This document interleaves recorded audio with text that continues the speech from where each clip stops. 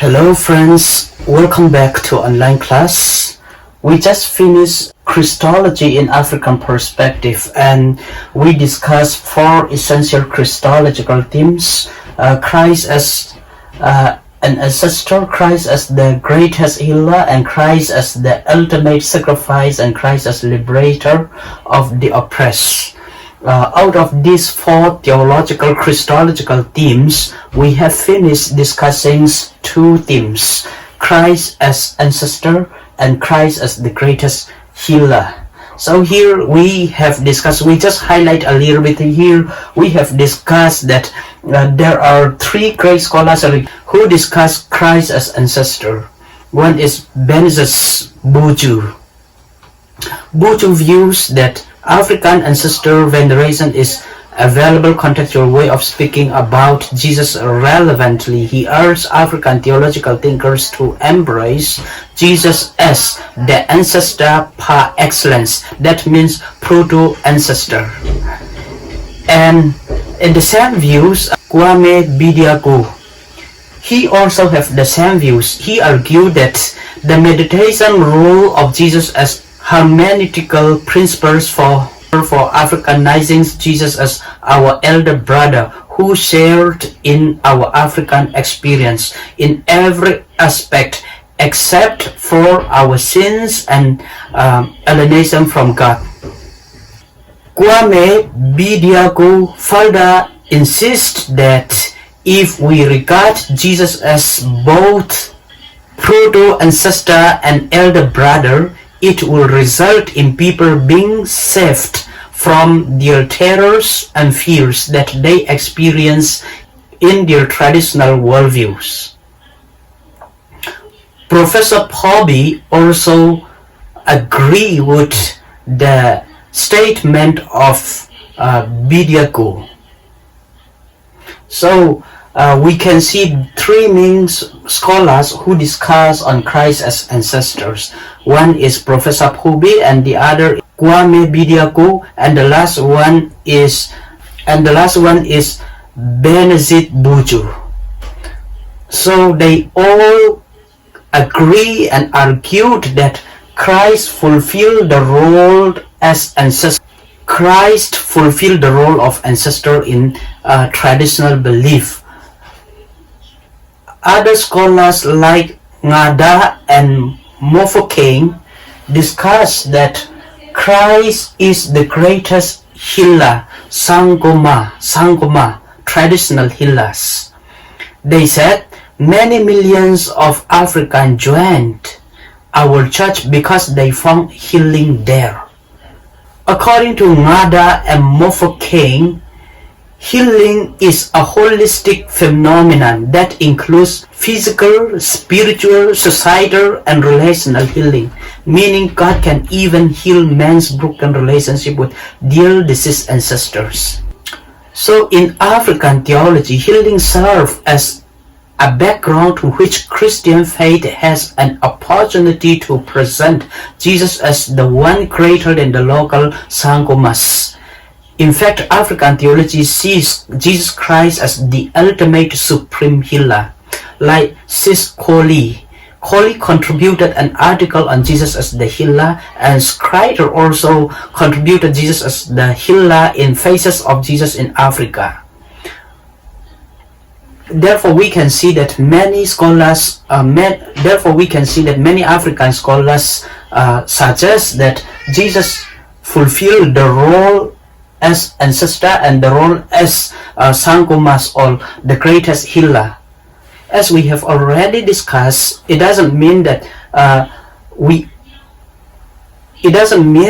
we are not identifying or equating Jesus Christ with the traditional belief of ancestor or brothers, or we are not identifying Jesus as Sangomas or the healer, the traditional healer, but rather we present that the nature of Jesus himself is like ancestor. He is the one who gives blessings and who protects his people, his nations, and Jesus is the one who heals the disease and the sickness. So this is the role of Jesus himself. We can use this traditional belief and practice in order to explain Jesus' role of healing and Jesus' role of blessings and protecting the people and guiding the people. So now we are continually going to discuss Christ as the ultimate sacrifice and Christ as liberator of the oppressed. Nganda and Mofokeng view healings as a holistic phenomenon that includes physical, spiritual, societal, and relational healing, meaning God can even heal man's broken relationship with their deceased ancestors. So the author Andres here discusses more views on African theology and African Christology. So in African theologies, the belief he mentioned is the well-being. Holistic well-being is much emphasized in the Christian community, and it is considered as associated with ancestral or divine blessings, all the well-being and the blessings. But the sickness or unhealthiness is associated with punishment or curse from the ancestor or from the ultimate reality. The other view is sickness and curse are also associated to the evil supernatural slaughtered on Jesus' neighbors or family, which he says. So every family has sangoma. That means traditional healer or doctors. So these traditional healer give an ancestral direction and spiritual holistic healing to the families. Some African theologians and ministers or pastors, they presented Jesus Christ as the healer, the one who fulfilled the role of sanguma or traditional healer. So when we talk healing here, this is a holistic healing, a holistic phenomenon of healing that includes physical healing, spiritual healing, societal healing, and relational healings. So that is some African theologians' view and contextual theologians' view. But here the author Andres argued that, the author of this research, Andres, argued that the will of God for holistic individuals and societal health should be seen within the paradigms of the consummation of his kingdom. Jesus, as the great physician, has come to cure the world deadly sickness more devastating than HIV and AIDS. That is the sin that alienates man from God. So according to Andres, he said that the primarily purpose of Jesus coming onto this world is to cure people. That curing is mainly about connecting to sins. That means spiritual healings. So the purpose of Jesus coming into this world is for spiritual healing, or to heal the deadly sickness that is the sin of human being, the sin that alienates man from God. Author Andres disagrees with Ngada and Mofokeng, yet the author continually discussed that the context of healing serves as a background to which the Christian faith has an opportunity to present Jesus as the one greater than the local sankumas, that means the local traditional healers. In fact, African theologians see Jesus Christ as the ultimate supreme healer. Kose Kole contributed an article on Jesus as a healer. In Schreiter's book, Faces of Jesus in Africa, in this article, Kole sees symbolism of healing in the crucifixions of Jesus. Kole speaks of how the message of the cross can be perceived as scandal to the Jews, madness to the Greek, and sickness to the Africans. This view of Christ as sickness to African is influenced by the African's view that the presence of someone ill in the family is the scandal. Therefore, the sickness of Jesus that must have been caused by someone or something for specific reason. In this case, Cole views the human sins that causes death as the cause and the reason behind Jesus' death, which bring cure for both sin and the death respectively. In addition, Professor Veli Mati Kalkinen believes that, in contrast to the healers both of Jesus' time and in African contexts, Christ was the wounded healer who became a healer through the pain and suffering on the cross. What the author Andres called a rescue theology of the sacrificial system. For example, the presence of a curse constitutes a problem that can only be removed or resolved through appeasing or propitiating the ancestor through a sacrifice ceremonial cleansings. During this cleansing ceremony, a particular herb is eaten, or African beer is brewed and drunk, or a goat is slaughtered. The ceremonial act of worship is meant to cleanse the culprit of all the victims of Senyama in order to re-establish equilibrium and harmony in the immediate family or clan. According to Biti, the making of sacrifice and offering is also an act and occasion of making renewing contact between God and man, the spirit and man, the spiritual and the physical worlds. It is the renewal of relationship that interests Bidiegu, and he is of the opinions that the actions of Jesus Christ himself, divine and sinless, in taking on human nature so as to willingly lay down his life for all humanity, fulfills perfectly the ends that all sacrifice seek to achieve. Thus, Bediku views Jesus as the ultimate sacrifice who supersedes the role of African indigenous sacrificial ceremonial cleansing played in African traditional societal structure. He believed that no numbers of animals or other victims offered at any number shrine can equal the one perfect sacrifice made by Jesus Christ of himself for all time, for all people everywhere. Jesus' substitutionary death becomes God's gracious act of identifying with sinners on the cross. In the Apostle Paul's word, God made him who had no sin to be sin for us, so that in him we might become the righteousness of God.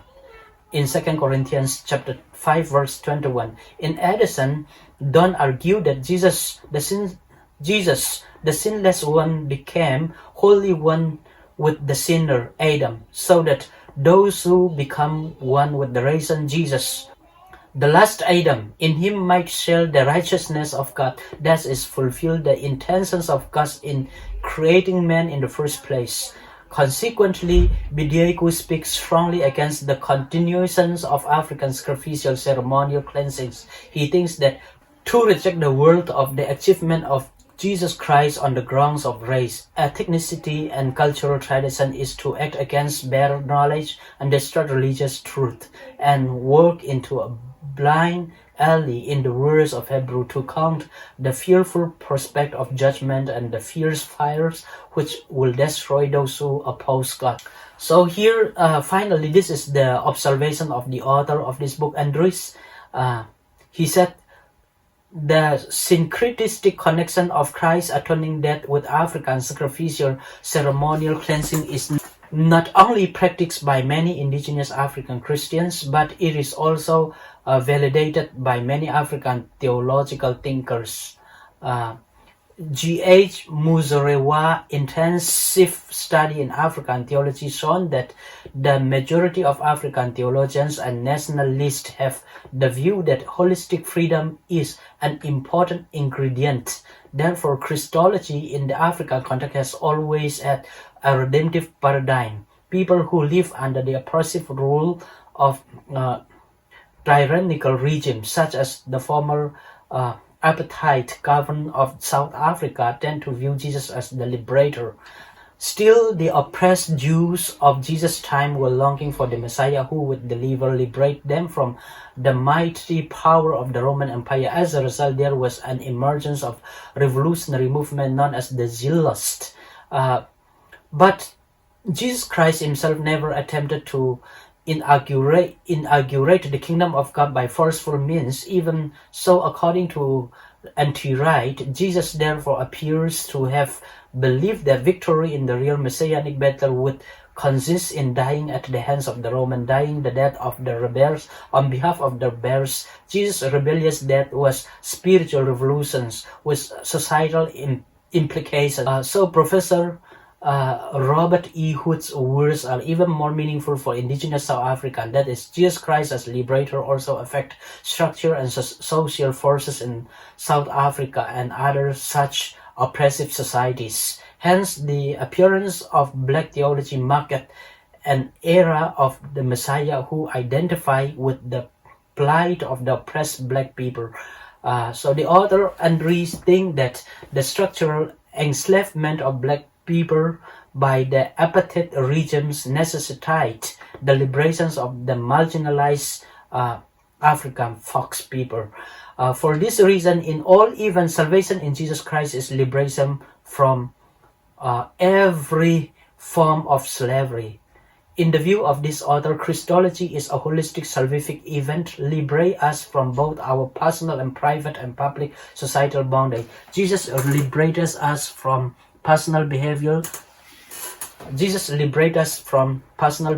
depravity and from an evil power of witchcraft and hexes. In other words, the Christ event, the act of salvation or redemption of the human race by Christ, can be described in terms of liberty, the happiness of every human person, the breaking of every kind of chain that binds humanity. In a word, human emancipations. So we can see here, Jesus played the role of healing. And Jesus played the role of liberator. So here in this passage, we discuss and we focus about how Jesus played the role of healing in African context and the role of liberation in African context. There are many different views of scholar and there are many different views on Jesus healings and Jesus liberating. There are many different views on Jesus healing and Jesus liberations. So I just want to comment that Isaiah 53 told us, by his wound we are healed. So Jesus healing, the healing of Jesus also includes physical healing, mental healing, and spiritual healing. But the primary purpose of Jesus coming onto this world is to give salvation, to cleanse our sins, to liberate us from the power of sins, and to give us a spiritual healing from the bondage of sins. So we need to know the primary and the basic purpose of Jesus coming is to give us spiritual healing or to give us liberation from the power of sin.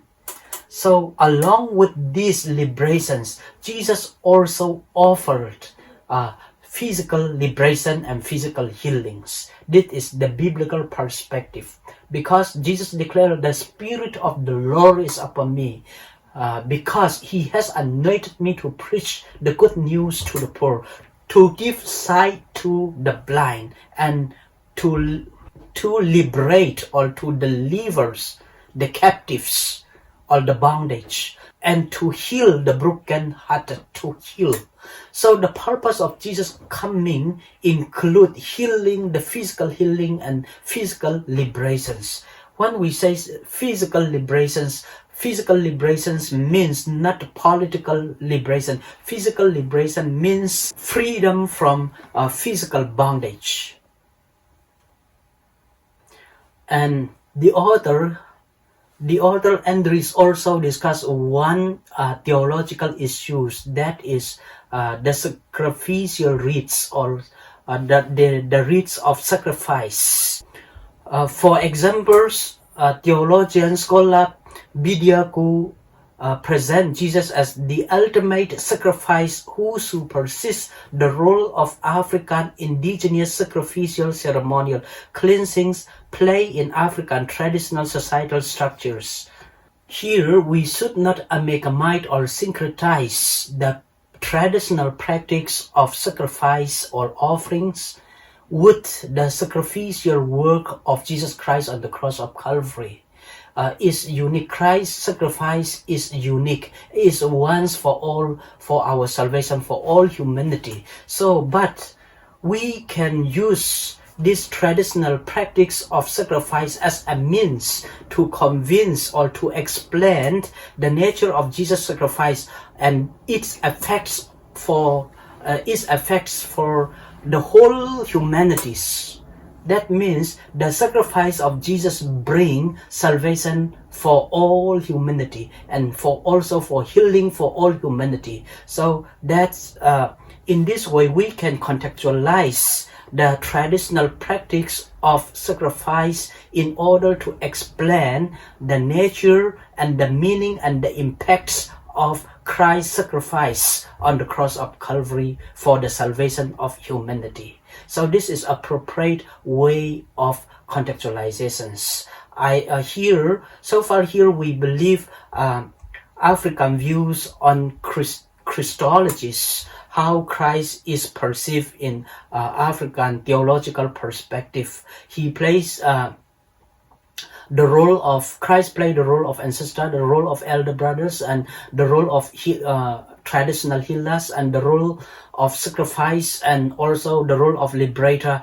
In all this, Jesus fulfilled all this role because Jesus is the perfect healers and the perfect liberators, and he is the divine Son who mediate between human being and gods. So Jesus fulfilled all this role, but still we cannot equate Jesus with this traditional belief, or we cannot identify Jesus Christ with this traditional belief and practice, but we can use this traditional belief and practice as a means to explain the nature and the work and the ministry and the salvation of Jesus Christ, and the blessings and the impacts, the blessings or the impacts of Jesus' salvation for humanity.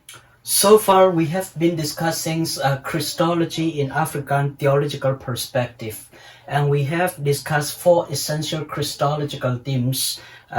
Christ fulfilled the role as ancestor, and Christ fulfilled the role as the greatest healers, and Christ fulfilled the role as ultimate sacrifice, and Christ fulfills the role of liberator from the oppressed.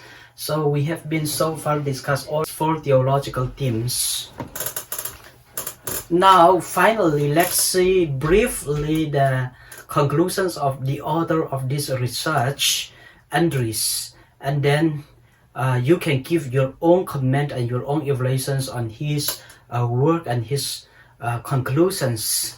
Let me briefly summarize and read his conclusions. I believe that in order to understand the meaning of Christology in African context, we must first acknowledge the fact that Jesus Christ is eternally the undisputed focus of our Christian faith. In fact, McGrath believes that evangelical theology is primarily concerned with the identity and significance of Jesus Christ, affirming and acknowledging the particularity of his cross and resurrection, rejecting any temptation to lapse into generalities. As a result, I think that any African theological discourses that does not centralize Christology is not truly Christian. I believe that true biblical Christianity is therefore Christocentric. Moreover, I have briefly looked at the themes of Christ as ancestor, Christ as greatest healer, Christ as the ultimate sacrifice, and Christ as the liberator of the oppressed in order to help me to understand something about the meaning of Christology in African context. Thus, I would like to conclude by expressing that my assessment of these Christological themes have greatly helped me to value the need for a well-researched, comparative and contextually apply some biblically based African indigenous evangelical theology. I have come to understand that Christ is indeed God's unique mediator of the new covenant, who is eternally supreme above all people, all angels, and all ancestors, and every created being. Hence, no one in the whole world, including the indigenous South Africans, can have real relationship with the Father except through Jesus Christ. In essence, Christ as the greatest healer has healed us from destructive sin by curing us through his sacrificial death and resurrection, which brings us eternal and holistic liberation for all forms of bondages. This is the conclusion of the author of this research. Here we can see that African cultural practice and beliefs reflects the nature of Jesus Christ and the role of Jesus Christ. Therefore, it is very important to present the gospel of Jesus Christ in the context of social cultural settings of the African people. Since I am not well acquainted with the African cultures and practice, you know better your cultures and practice, so I wish you to evaluate and comment and give your own suggestions and your own theology on this topic. We stop our class here now, and in next class we are going to discuss the impact of Christology upon the African churches. The impact of Christology upon the African churches. God bless you all. See you in next class. Thank you.